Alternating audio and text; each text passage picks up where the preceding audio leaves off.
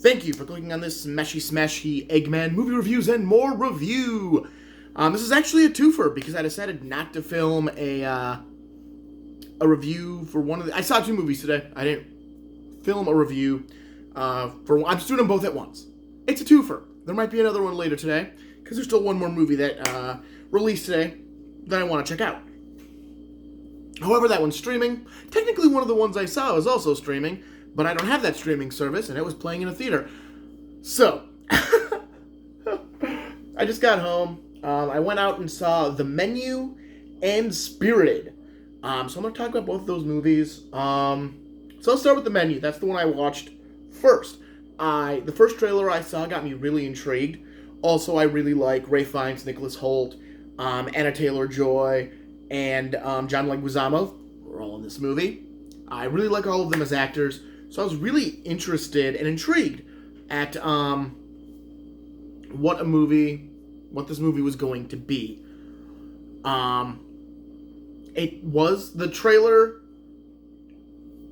does not quite perceive it as it actually is. It takes a long time to get to the almost horror elements of the movie. It takes a long time to get there. But I think it's worth it. I think there's a lot of good setup to what is going on. Basically, there is a restaurant called Hawthorne's, which is on an island. It is a very exclusive restaurant. It is super expensive to get a reservation, and only 12 people are allowed to eat at Hawthorne's at a time. Nicholas Holt's character is taking a girl, played by Anna Taylor-Joy, to this restaurant for a meal. They get on a boat with the rest of... Oh, not quite all of them, because there are 12 people who have reservations. Only 11 of them are on the boat. The 12th is already on the island. They arrive. They're shown around the island that... basically everything this restaurant serves can be found on the island, except maybe some meat products. But otherwise, like vegetables, fruits, anything that they can grow, cure... they do it on the island.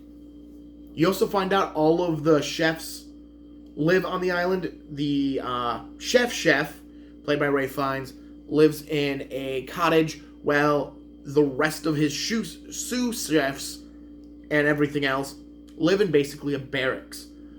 They begin the meal, and it's very... Every course is very much...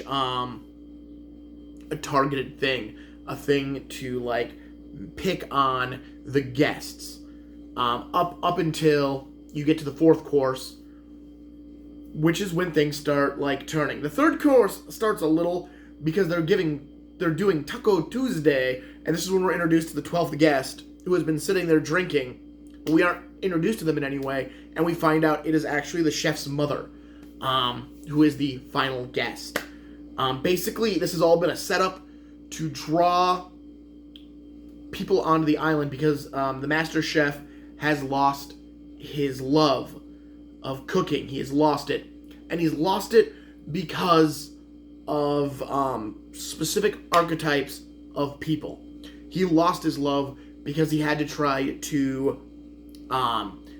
He tried to suck up to the food critics who worked for magazines, and one of the customers is the first food critic that gave him a great review, and the person they are with is the magazine. It represents the magazine that she writes for, and he lost his love because he had to provide for them. He lost his love because of regulars, because he serves food on an island that costs over $1,000 to eat at this restaurant, and he has regulars, meaning these are people who can show up time and time again, paying over $1,000 per person. He's lost his love because of these people who don't actually enjoy his food, don't remember his food, but they eat it constantly because it's upscale. It's what they're supposed to eat. He's lost his love because of these people. He's lost his love because of the jerks who get sent there because they're friends with the owner of the island. These people who, again, they don't recognize what he's doing. They don't recognize his art. but they want to be a part, but they get to be a part of it because they are part of this business that owns the island and the restaurant. He has people who are basically they're not critics, they're just foodies who believe that they can do what the chef does if they learn enough. If you learn and if you watch everything over and over again, you can learn what the chef knows. And he's sick of those people because they make him lose his love. And finally, because being a master chef, you only get so many days off. You basically, like, these people live on this island. They work and sleep. That's all they do. They work and sleep. They work and sleep. So a day off is very special. And when you have a day off and you see something bad, like a movie, it makes you angry. And that's John Leguizamo. He is an actor who was in a movie the chef went and saw it on a day off and hated. That was hilarious. It's a hilarious moment because this movie does have comedic moments in it. And then you have Anna Taylor-Joy, who is just there. She is not part of this menu of people who are referred to as eaters. All they do is eat. They don't produce anything. They just take and they eat. And that's what Ralph Fiennes is dealing with. Also, a great twist in this movie is the simple fact that it's stated real early. Like, once stuff starts to shift and the oh crap moment hits, it's stated real clear, real early. The concept is nobody gets off the island. Not the chef, not his sous chefs, not the guests. No one gets off the island. So it's not I'm taking my revenge and then we're going to live happily ever after. It's I'm taking my revenge and I'm taking you with me. I'm going with you. That's a great concept. It's a great movie. I really enjoyed it. Chef is a good movie about a chef for very different reasons why this is a good movie about a chef. Seriously, if you're thinking about seeing this movie, go check it out. It is worth it. It was real good. It just keeps moving. It's entertaining. And I laid out the first hour of the movie without really touching anything in the second hour. So there's still a lot I didn't spoil. Basically all I covered was setup. That's it. There's so much more to this movie that I'd love to talk about, but I'm not, because I want people to go see it. I think if you're watching this review and you've made it 7-8 minutes into it, go check out the menu. If you're thinking about it, do it. It is so good. I enjoyed it so much. Especially since I've been doing a lot of these new movies reviews, and I haven't enjoyed them that much, other than Al, the Weird Al movie. That was a breath of fresh air. I really enjoyed that one. But otherwise, it was stuff like Wakanda Forever, which I wasn't a huge fan of. But I liked the menu. I really did. We'll see how it does when we reach end of year, which is weeks away. And I think I've only got 4 movies left that I want to review that come out this year. So yeah, I'll talk about those when I'm done. So after that, I had a break, ran some errands, came back to the theater, and I saw Spirited. Spirited is an Apple Plus movie. I don't have Apple Plus, but it's playing in cinemas for a short time.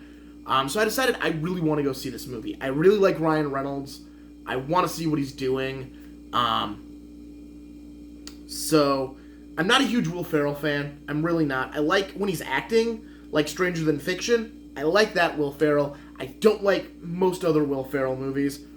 But I like Ryan Reynolds enough. I will go see this movie, and I'll see how I feel about it. It's real good. Like, if you go out to theaters and see it. If you have Apple Plus, that's fine. I'm sure that's a fine way to see it. It was so nice. Like, this is such a good movie on the big screen. I'm really sad it's a streaming movie, basically, because it was super good. I really enjoyed it. And that's not just me going, I really enjoyed Ryan Reynolds. I enjoyed both of them. They worked so well together. A lot of it is because Will Ferrell is acting. He's not just doing the goofy Will Ferrell, like Talladega Nights Will Ferrell. He's actually acting. And he's a good actor. I really like Will. I don't like his comedy, but I like when he acts. and he's actually acting, and it's funny because the situation allows it to be funny, not because Will Ferrell is doing a stupid voice trying to make you go ha ha ha. But yeah, I really enjoyed it. It is a take on A Christmas Carol, but it's a little more in depth than that. The movie tries to set a lot of stuff up and be surprises. None of it's surprising. All of it's very telegraphed.